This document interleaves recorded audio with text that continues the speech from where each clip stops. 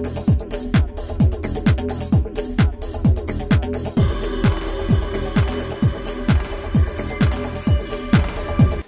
आपके लिए इंग्लिश के बाद हिंदी, हिंदी के बाद राजस्थानी, कितना डिफिकल्ट था? वन बाय वन आप एक एक कदम आगे बढ़ाते जा रहे हैं, तो बॉलीवुड में आप क्या चाहते हैं?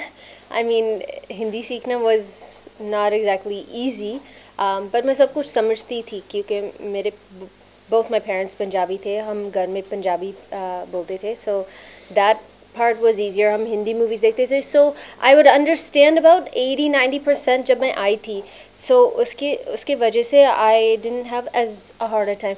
राजस्थानी लैंग्वेज तो दूसरा प्लेनेट में है।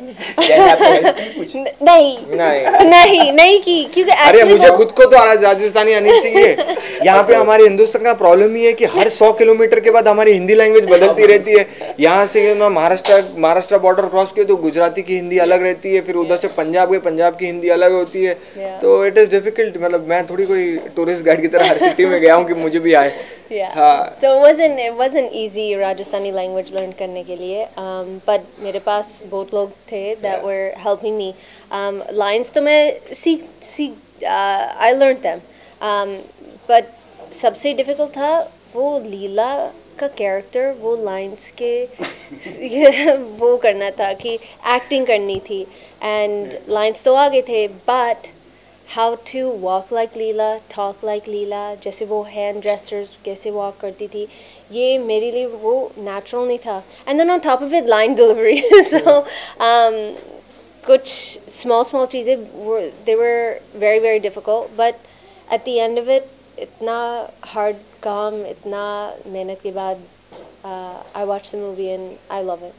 जी, आपसे जानना चाहेंगे इस मूवी के पूरे मूवी का जो स्टोरी समरी के बारे में जानना चाहेंगे। समरी बताइए, इस मूवी का जो स्टोरी उसके बारे में समरी बताइए उसका क्या। एक्चुअली हमने हम सारे एक्टर्स ने डिसाइड किया था कि हम एक्चुअली स्टोरी के बारे में ज़्यादा बात नहीं करेंगे, एंड रीज़न यही है कि इस फिल्म का नाम हम लीला भी रख सकते थे। हमने एक पहेली इसलिए रखा है बिकॉज एक पहेली है उसके अंदर जो ऑडियंस को सॉल्व करनी है। हमने क्लूज़ भी दिए हैं इस फिल्म में शुरू में, अगर आप उस फिल्म को ध्यान से देखेंगे और अगर समझो एक एक डायलॉग्स को अगर ध्यान से सुनेंगे, आप शायद क्रैक कर सकते हैं कि आखिर में एंड में हो क्या रहा है, क्या होगा, ये सब आप कर सकते हैं। सो इसी रीज़न से हम चाहते हैं कि ऑडियंस एक ब्लैंक पेपर लेके जाए और ख़ुद वो सॉल्व करते रहे कि कैसी ये चीज़ बन रही। तो इसीलिए ना आज तक मैंने कभी बताया इस फिल्म के बारे में कि क्या हो रहा है, ना सनी ने बताया, ना given the basics basics ये reincarnation story है। जे का कैरेक्टर, जे उसको बुरे सपने आते हैं, लीला कौन है, लीला कौन है, लीला कौन है, एंड देन उस जर्नी में मेरा पैरेलल जर्नी है, एंड मैं प्रिंस को मिलती हूँ, हमारा प्यार होता है, वी फॉल इन लव, मैं प्रिंसेस बनती हूँ, and this is very fast version, and through that हम पास में जाते हैं, और this is where Jay's character finds out Leela कौन है। Right. आपकी डायलॉग काफी फेमस चल रही है, उसके बारे में जानना चाहेंगे, बोल के दिखा दीजिए।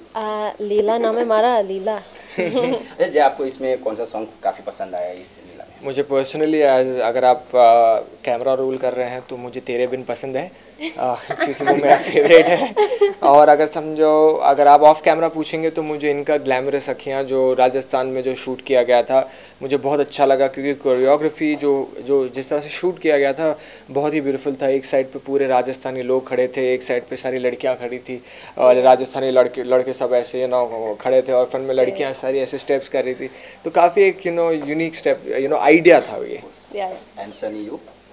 मेरा फेवरेट गाना इज़ डोली तारा, क्योंकि मैंने ऐसा सॉन्ग कभी किया नहीं, and having a song that is so Indian and so different, और वो पास लुक में भी था, सो मैं लीला थी जब मैं ये सॉन्ग बनाया, so I loved hundreds of dancers, the colours, locations, जो जितने लोग यूज़ किए, उसके बैकड्रॉप्स, उसका कैनवस इतना बड़ा था, सो इसलिए मुझे वो सॉन्ग सबसे अच्छा है।